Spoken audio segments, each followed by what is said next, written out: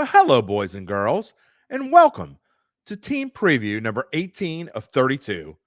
It is most definitely the Miami Dolphins. Where you at, everybody? I'm Jim Derry. This is bet.noah.com, powered by the Dattitude Podcast, and we have reached the trendy pick portion of these previews. Say that 10 times fast. It's the Miami Dolphins. Seems like everywhere somebody's picking the Dolphins to run through the AFC East, and some of them even making it to the Super Bowl. Some of them, my God, that's their super surprise, quiet Super Bowl pick, the Miami Dolphins. Well, I mean, what's not to love about Tua? What's not to love about Tyreek Hill, Jalen Waddle, Mike McDaniels in his second season? This team's going to go from 9-8 to 2021 to 9-8 in 2022 to what in 2023? Well, let's find out.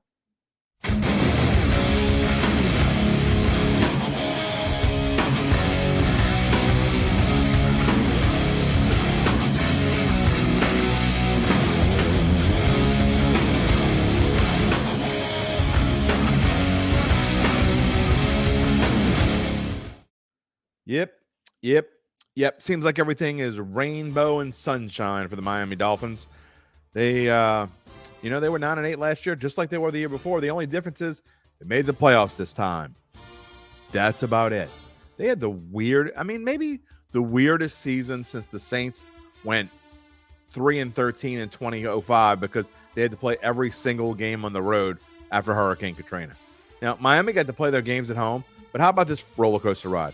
3-0, 3-3, 8-3, 8-8, 9-8 playoffs, season over. And I think they should have won that game against the Bills in the playoffs, don't you? I mean, there was so many weird things that happened. 34-31.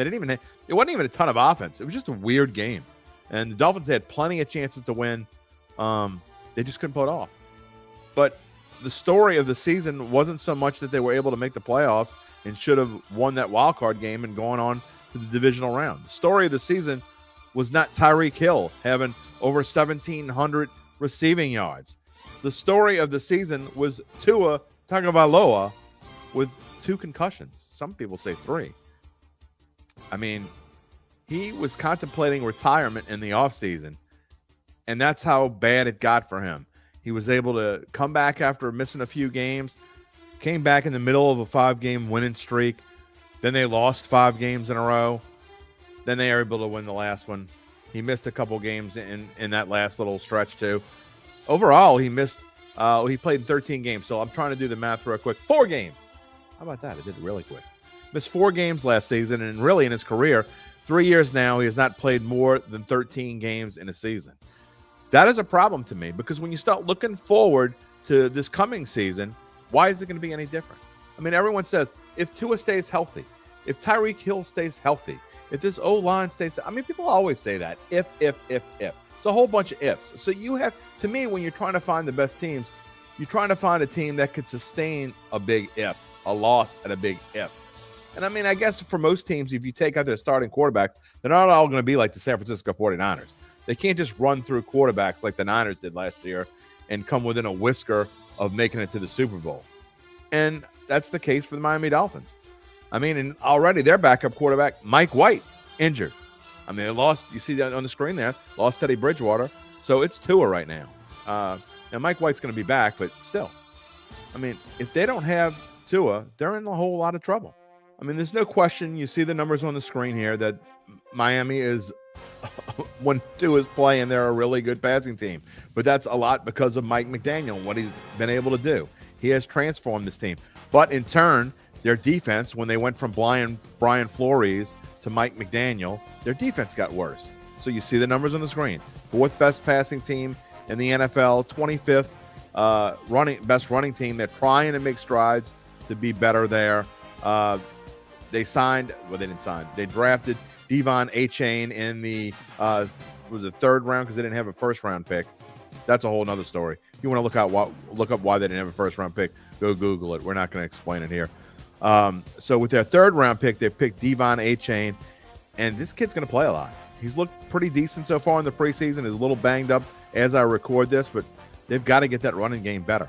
They've got to make it so Tua's not throwing it 40 times a game, and so he's not opening himself up to be concussed. And on the defensive side of the ball, they brought in Vic Fangio to be the defensive coordinator because last year, after losing Flores, didn't go so well. They were 27th against the pass and 18th overall. And let me tell you something.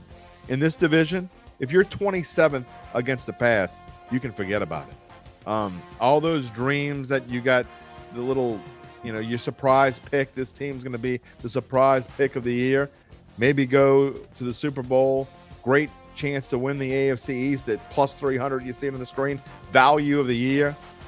No, not if they're going to be 27th in pass defense. Honestly, if they're worse than like 20th, I don't know that they can be the best team in this division. And before we get to that schedule, I mean, what else do you want me to say about the defense? I mean, we could go through the different positions, but where were they hurting most? Maybe in the defensive backfield. And as we told you, they get Jalen Ramsey in a trade, and now he's injured. Might be back in December if they are to make a playoff run, maybe. But he's got a knee injury, and good chance that we won't see him at least anytime soon. So now let's go to the schedule. And this is key for this team right here. To me, if they don't start at least 4-2, they're in a world of hurt. 6th toughest schedule in the NFL based off of our formula. It's pretty close to what everybody has anyway. With the 6th toughest schedule, it doesn't look that tough to start. I mean, it's not easy by any stretch, but it gets super tough. Again, 4-2, can they do it? At the Chargers, at New England. So 2 games on the road to start the season. And then for hosting Sean Payton and the Denver Broncos, their home opener on September 24th at Buffalo. They beat Buffalo last year early in the season, although it was in Miami. Then they play the Giants in Carolina. But this is when it gets tough. And you're going to see why I think they need to be 4-2. Their over-under is 9.5. They're going to get over. They're not 4-2. It ain't going to happen. At Philadelphia, back home for New England. Then they got to make the trip across the Atlantic to play Kansas City and Munich on November the 5th. Come back and have their bye week. And it doesn't, they have little bits and pieces that they ought to be able to navigate, but I don't see any long winning streaks here at all. Not like last year. Vegas, should be a win on November the 19th after the bye week, but then they got to go to the Jets, go to an improved Washington team. They do play 4 of their final games at home. Tennessee, tough Jets, tough Dallas, tough at Baltimore, tough Buffalo. Those last 4 games, that is a brutal finishing stretch, even if 3 of 4 of them are at home. That is brutal. So I guess that means it's time for the drum roll.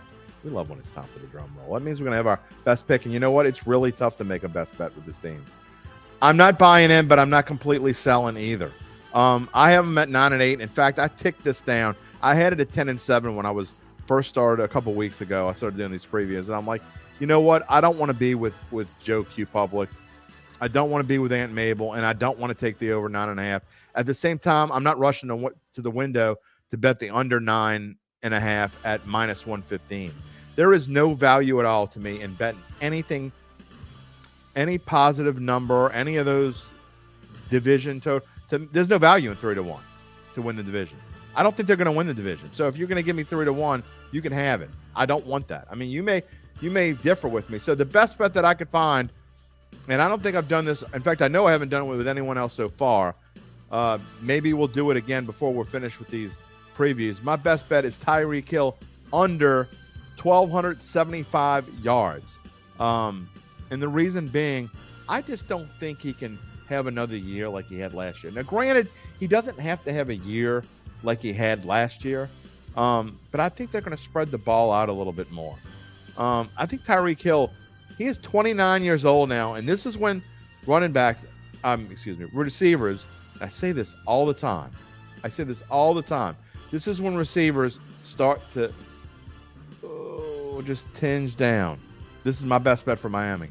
In other words, I don't really have a bet for Miami. I am not running to bet anything for this team.